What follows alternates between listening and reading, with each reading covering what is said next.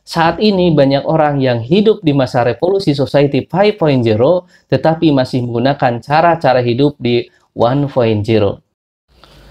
Bismillahirrahmanirrahim. Assalamualaikum warahmatullahi wabarakatuh. Selamat pagi Bapak Ibu semuanya. Ketemu lagi dalam materi kali ini ya, bersama saya Kaswan Hermawan. Kali ini saya akan membahas suatu materi yang bernama revolusi society ya. Yang hari ini kita kenal dengan revolusi society 5.0. Namun Bapak Ibu, saya akan menyampaikan sebuah materi revolusi society yang berhubungan dengan ekonomi. Jadi revolusi peradaban manusia dan yang berhubungan dengan bagaimana orang mencari makan, orang mencari hidup. Bapak Ibu, kalau kita mempelajari yang nama revolusi industri atau revolusi society, itu dikenal dengan 5 macam revolusi. Yang ada pertama adalah revolusi 1.0 atau dikenal dengan revolusi yang nomaden atau revolusi orang di masa berburu dan beramu. Revolusi yang pertama, orang dalam mencari kehidupan adalah dengan cara berburu dan beramu. Jadi kalau ada makanan di satu tempat, dia akan berburu di situ, mencari makanan-makanan, ya, hanya mengambil saja, tidak mau bercocok tanam. Nah, yang kedua, setelah manusia semakin berkembang, komunitasnya semakin banyak, maka berkembang keilmuan baru. Mereka sudah tidak lagi berburu, tapi mereka sudah mulai beternak. Ya, mereka menyimpan peternakan, membuat peternakan, mereka membuat ladang pertanian. Jadi masa yang kedua adalah masa bercocok tanam dan beternak. Kemudian yang ketiga, kecanggihan manusia itu berubah. Jadi yang tadinya hanya mengandalkan makan dari bercocok tanam dan beternak, yang ketiga itu karena stok semakin melimpah, sedangkan kebutuhan kadang-kadang di satu masa pada saat musim jambu, misalkan banyak jambu, di musim lainnya sudah tidak ada jambu lagi, sehingga mereka membuat sebuah industri sehingga makanan-makanan bisa bertahan lama. Jadi ya, kalau yang pertama nomaden, berburu dan beramu, dia tidak ada stok. Yang kedua, dia bercocok tanam, jadi makanan semakin terjamin. Yang ketiga, dengan revolusi di industri, ya. Nah, di industri ini, makanan-makanan itu bisa tahan lama, ya. Nah, jadi misalkan dari produk pertanian, bukan hanya disediakan dalam bentuk berasnya saja, tapi sudah diolah menjadi tepung, sudah diolah menjadi makanan yang memiliki daya tahan yang lebih lama. Nah, kemudian di era nomaden, yang pertama masa berburu dan beramu, orang yang paling hebat, yang paling sukses, yang paling kaya adalah orang yang ototnya paling kuat, ya, fisiknya paling kuat. Nah, tetapi pada saat masa bercocok tanam, otomatis orang yang paling kaya adalah orang yang memiliki lahan pertanian paling banyak, yang memiliki lahan peternakan yang paling banyak. Dan di masa yang ketiga, masa revolusi industri, orang yang paling kaya adalah orang yang memiliki pabrik besar-besar, gitu kan, pabrik makanan, pabrik industri dan lain sebagainya. Orang yang kaya di revolusi industri 4.0 adalah orang yang memiliki kemampuan di bidang informasi. Contohnya siapa? Contohnya di revolusi 4.0 ini adalah Facebook, ya, kemudian ada Google. Itu mereka sekarang menjadi orang-orang terkaya meskipun mereka tidak memiliki pabrik, mereka tidak memiliki ladang, tapi mereka memiliki kemampuan di bidang teknologi informasi. Dan yang akan kita hadapi sekarang ke depan, Bapak Ibu, ini adalah masa revolusi society 5.0, di mana di dalam revolusi ini adalah akan adanya penyatuan atau konvergensi antara ruang nyata dan ruang maya. Yang sekarang sudah dilaksanakan adalah proses pembelajaran yang berbentuk daring, kemudian sistem pemesanan barang yang ya semacam online gitu kan, tidak ada tokonya, tapi kadang-kadang kita bisa menemukan di ruang maya itu begitu hebat. Kadang-kadang di kampung ada orang yang tidak dikenal, tapi di dunia mayanya dia sangat terkenal. Jadi antara maya dan nyata itu sudah mulai digabungkan. Sehingga orang-orang yang kaya yang muncul di sini adalah ya seperti Jeff Bezos, ya, orang yang menemukan memiliki Amazon.com, yaitu sebuah toko virtual atau toko online, ya.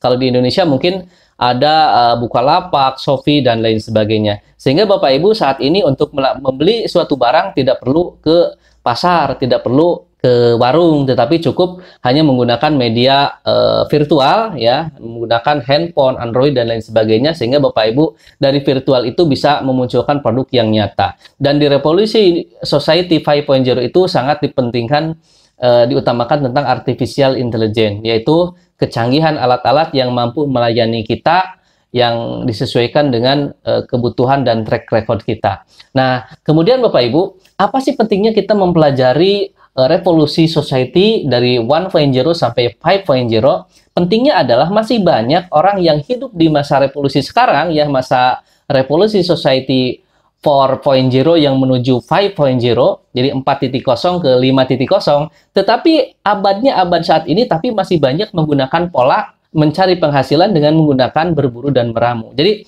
kalau di sini sudah nggak ada pekerjaan, mencari pekerjaan lain. Gitu seterusnya, itu kan sama seperti berburu dan meramu kan. Di sini sudah masih ada makanan, tetap di situ, tapi setelah tidak ada makanan, berpindah ke tempat yang lainnya. Di sini masih banyak nih hewan buruan. Setelah hewan buruan habis, dia berpindah ke tempat lain atau nomaden. Saat ini banyak orang yang hidup di masa revolusi society 5.0, tetapi masih menggunakan cara-cara hidup di 1.0.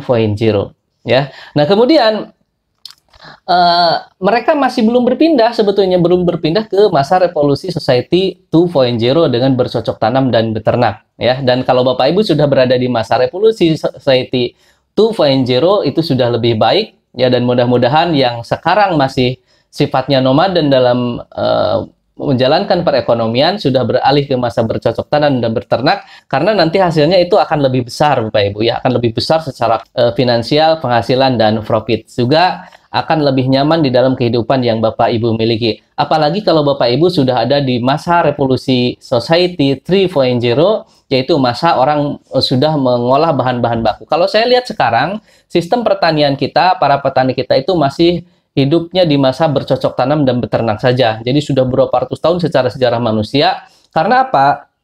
Karena masih banyak petani yang hanya menghasilkan beras, hanya menghasilkan padi, setelah itu ya hanya diolah paling jadi nasi, ya, atau hanya dijual berbentuk setelah jadi beras itu dijual, ya, tidak dibuat ke produk-produk yang lainnya. Harap petani kita itu bisa sejahtera kalau misalkan petani sudah menerapkan revolusi society 3.0. Apa yang terjadi di 3.0 adalah bagaimana petani mengolah hasil pertaniannya menjadi bentuk-bentuk makanan baru.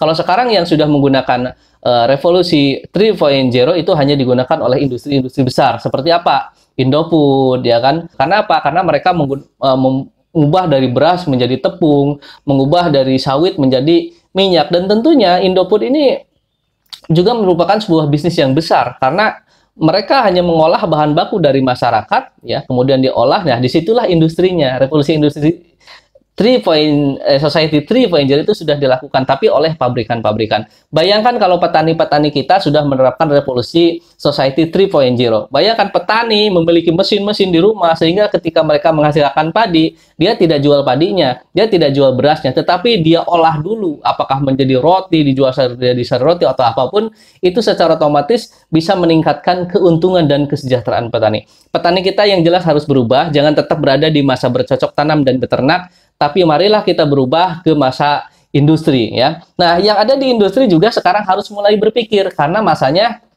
sudah ada masa yang sebelumnya itu adalah masa revolusi 4.0 society, yaitu masa dengan menggunakan kecanggihan era informasi. Sehingga apa? Sehingga pemasaran-pemasaran yang ada di bidang bisnis itu sudah tidak lagi menggunakan marketing yang offline. Tetapi sekarang sistem marketing itu sudah menggunakan online, ya, dengan menggunakan berbagai media, baik media massa, ya, media cetak, elektronik terutama, ya. Kalau cetak itu sudah mulai ditinggalkan, ya. Jadi bikin brosur silahkan, tapi jangan terlalu banyak, ya, karena sekarang orang daripada baca brosur, ya, itu lebih baik dia bukaan di Facebook, di WhatsApp dan lain sebagainya. Sehingga bagi perusahaan sekarang sudah mulai menggunakan sistem marketing dengan menggunakan kecanggihan-kecanggihan dari alat-alat komputerisasi, digitalisasi dan lain sebagainya. Dan kalau yang sudah bergerak di pabrikan dengan menggunakan teknologi informasi dan komunikasi, sekarang bersiap-siap untuk menuju masa revolusi society 5.0,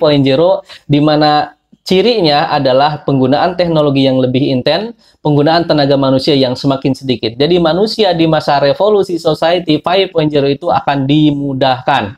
Apa-apa dimudahkan, belanja dimudahkan, kerja dimudahkan, ya. Nah, salah satu sampelnya adalah sekarang pada masa corona ada work from home, bekerja hanya dari rumah, gitu kan, bisa dikerjakan pekerjaan-pekerjaan kantor dari rumah. Pendidikan sudah bisa dikerjakan, baik. Polusi society 5.0 ini mau tidak mau kita hadapi, Bapak Ibu, adik-adik yang di rumah juga harus mempersiapkan diri bagaimana caranya supaya kita bisa tetap mengikuti sistem pembelajaran meskipun daring. Jadi adik-adik sudah merubah mindsetnya bahwa masa revolusi society 5.0 itu adalah bagaimana ada konvergensi antara ruang nyata dan ruang maya. Seperti saya sekarang berbicara di sini, ini mungkin saya bicara kapan saya rekamnya, tapi saya seolah-olah ketika bertemu dengan Bapak Ibu seperti bertemu saat ini saja, betul kan? Ya, seperti saya sedang berbicara langsung dengan Bapak Ibu. Inilah adanya konvergensi, adanya tidak adanya jarak pemisah antara ruang dan waktu. Makanya untuk sistem pembelajaran juga kalau sudah menggunakan sistem online atau daring, ini pembelajaran juga harus diuntungkan, harus diunggulkan. Jadi sistem konvergensi ini adalah melewati batasan ruang dan waktu. Yang biasanya kita pertemuan tatap muka jam 7, jam 8 itu harus standby, tapi saat kita menggunakan media online, media, jadi Bapak Ibu bisa santai, adik-adik bisa santai, bisa dibukanya malam, ya karena ingat ya batasannya. Jadi di Revolusi Society 5.0 itu satu, tidak ada batasan ruang dan waktu, jadi bisa dikerjakan dimanapun, belajar tidak harus di sekolah, ya bisa di rumah, bisa sedang di sawah, bisa dimanapun asalkan menggunakan teknologinya, ya. Yang kedua itu membatasi ruang, tidak ada batasan waktu. Ya, jadi adik-adik misalkan ketika pagi sibuk ya, bisa jam 8-nya atau bisa sorenya. Itulah keunggulan Revolusi Society 5.0. Mari kita jadikan ya kegiatan hari ini, situasi saat ini tidak untuk mempersulit, tapi kita cari kegiatan-kegiatan yang lebih mudah ya. Mudah-mudahan teknologi ini bukan makin mempersulit ya, bukan masalah wah ini paket data semakin habis. Nah, bukan itu, tetapi penggunaan teknologi ini mudah-mudahan bisa semakin memudahkan kita. Kita tidak bisa bertemu secara langsung, tapi kita bisa bertemu secara virtual. Tidak ada bedanya pertemuan virtual dan langsung. Maya dan nyata sudah semakin sedikit perbedaannya. Tidak ada perbedaan antara ruang nyata dan maya. Itulah Revolusi Society 5.0. Selamat menikmati adik-adik semuanya, selamat menikmati Bapak Ibu semuanya. Mudah-mudahan kita bisa tetap stabil, tetap semangat di masa seperti sekarang ini. Terima kasih. Wassalamualaikum warahmatullahi wabarakatuh.